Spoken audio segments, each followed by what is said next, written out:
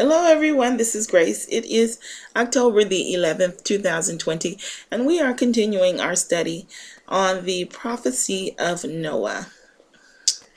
Let's go ahead and get started. Genesis 8 verse 1. And God remembered Noah and every living thing and all the cattle that was with him in the ark. And God made a wind to pass over the earth, and the waters assuaged. The fountains also of the deep and the windows of heaven were stopped, and the rain from heaven was restrained, and the waters returned from off the earth continually. And after the end of the 150 days, the waters were abated. And the ark rested in the 7th month, on the 17th day of the month, upon the mountains of Ararat. And the waters decreased continually until the 10th month. In the 10th month, on the 1st day of the month, were the tops of the mountains seen. And it came to pass at the end of 40 days that Noah opened the window of the ark which he had made, and he sent forth a raven, which went forth to and fro, until the waters were dried up from off the earth. And he sent forth a dove from him to see if the waters were abated from off the face of the ground. But the dove found no rest for the sole of her foot, and she returned unto him into the ark, for the waters were on the face of the whole earth. Then he put forth his hand and took her and pulled her in unto him into the ark. And he stayed yet another 7 days. And again he sent forth the dove out of the ark. And the dove came in to him in the evening, and lo, in her mouth was an olive leaf plucked off. So no one knew that the waters were abated from off the earth.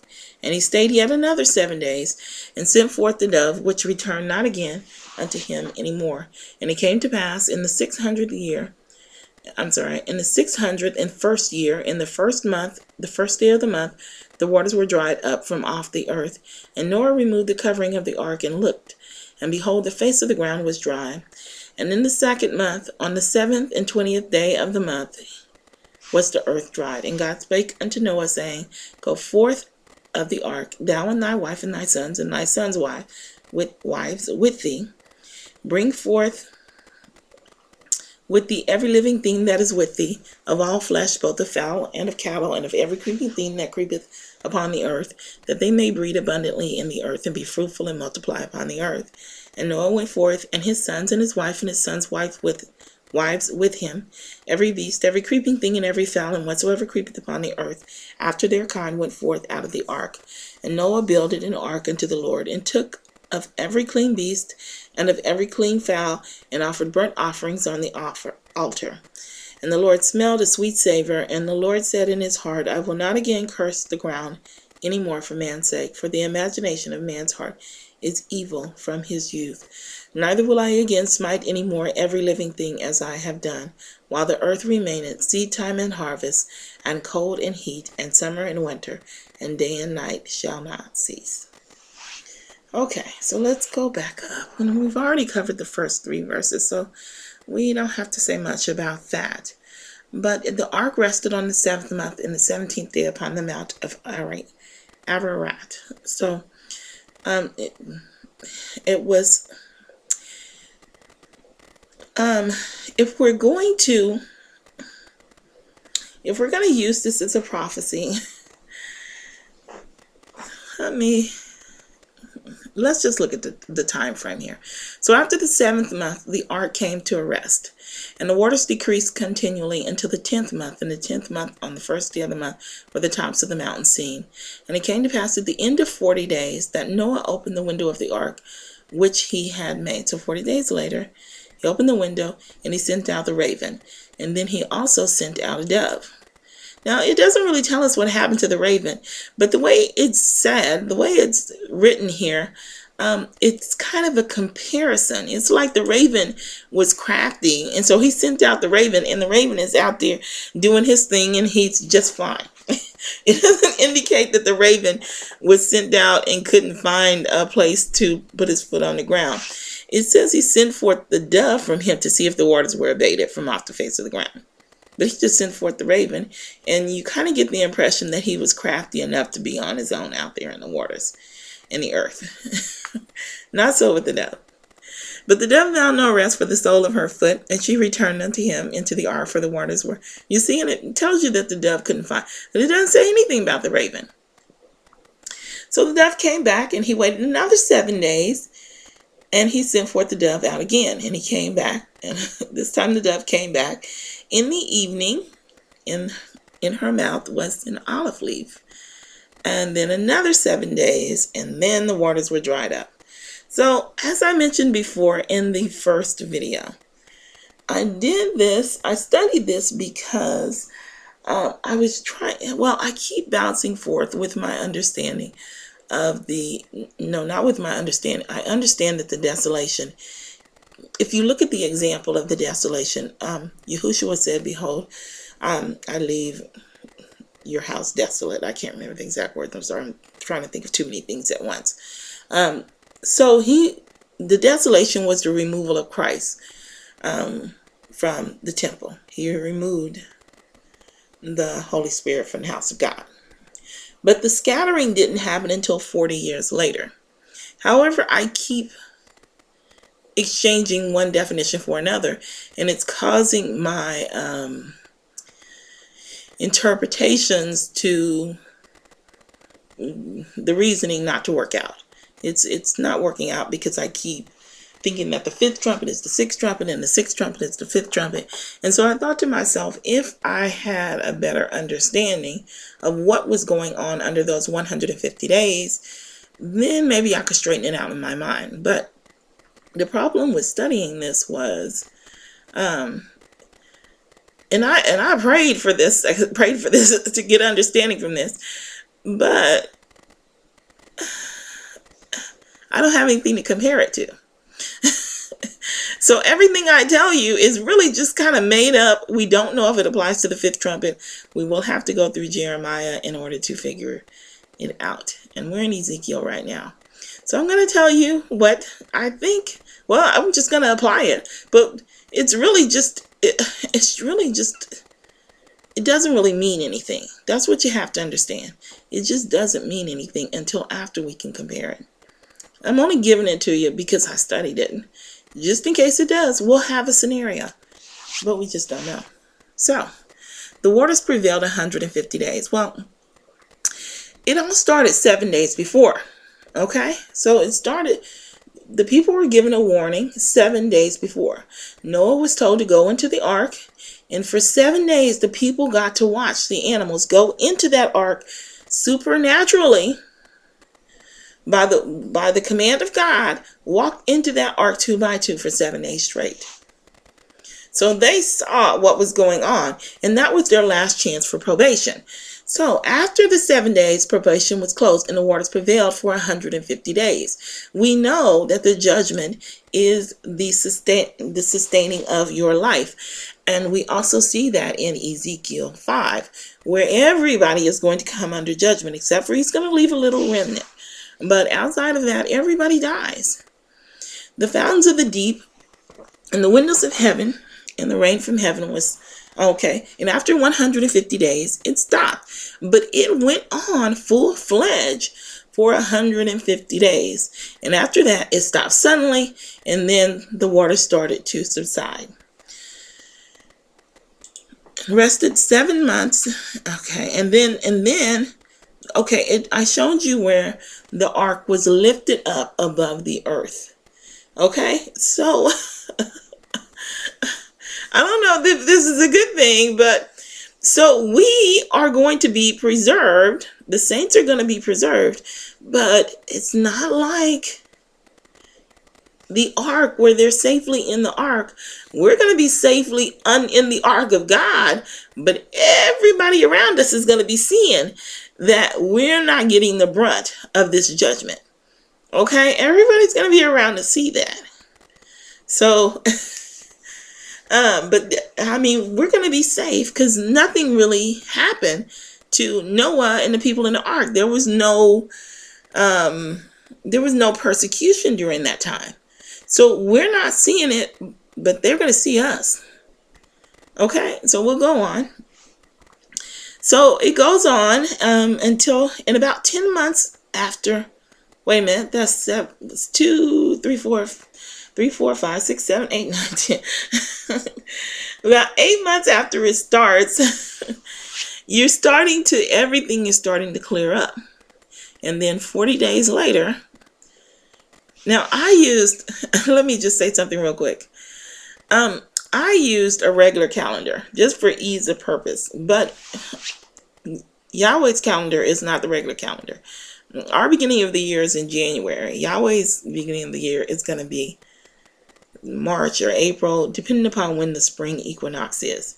It's going to be March or April. So you might want to add like 2 months or 3 months to these dates, because of ease. For 10 months, I used the 10th month, October. But it's really going to be December or January, something like that in our time. The thing to know is that in the end, at the end, it ends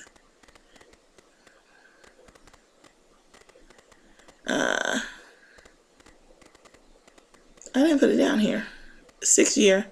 Oh, here, I didn't need to. First month, first day, the waters were dried up. So it ends about 2 weeks before the Passover.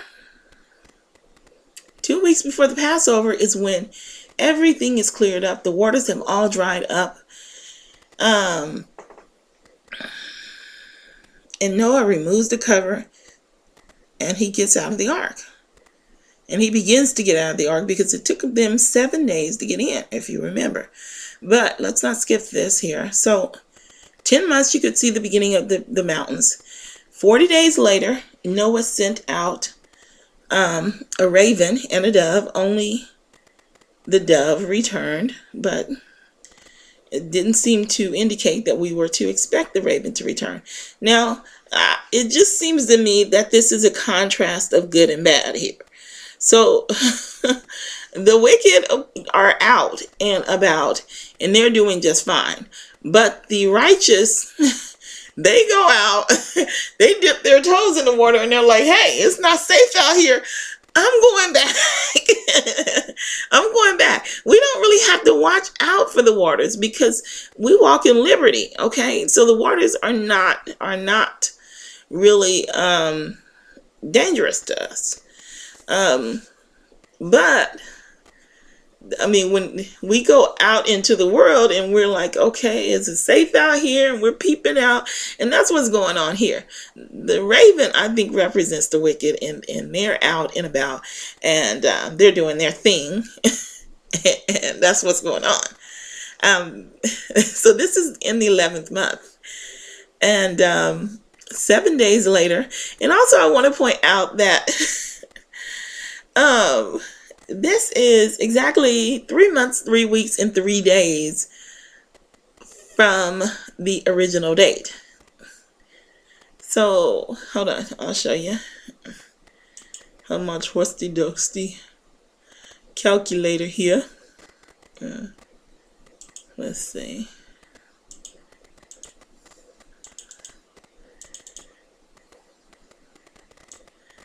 So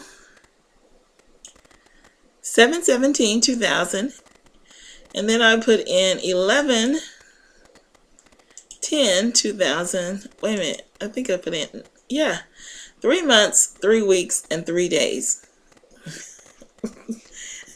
And we know that 3 is a divine sign. So, and that's when he sent out the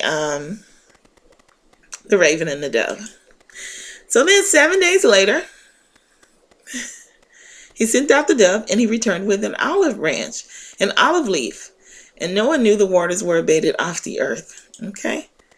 So that's symbol of, I think it's a symbol of the Holy Spirit. I can't. The olive leaf. No, I don't remember. I'm sorry. 7 days later, he sent out another dove, which did not return. So it was safe at that time.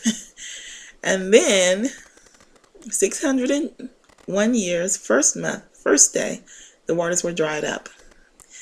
Noah removed the cover, and the face of the earth was dry. It was exactly 3 months after 10:1 when the tops of the mountains were seen.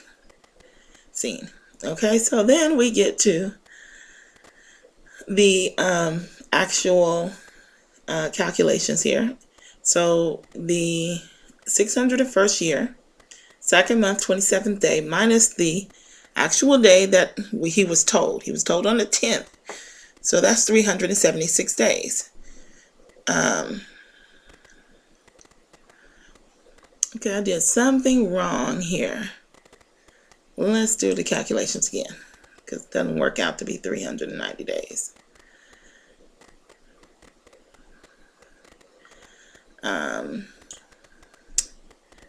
717, we're going to change that to 710.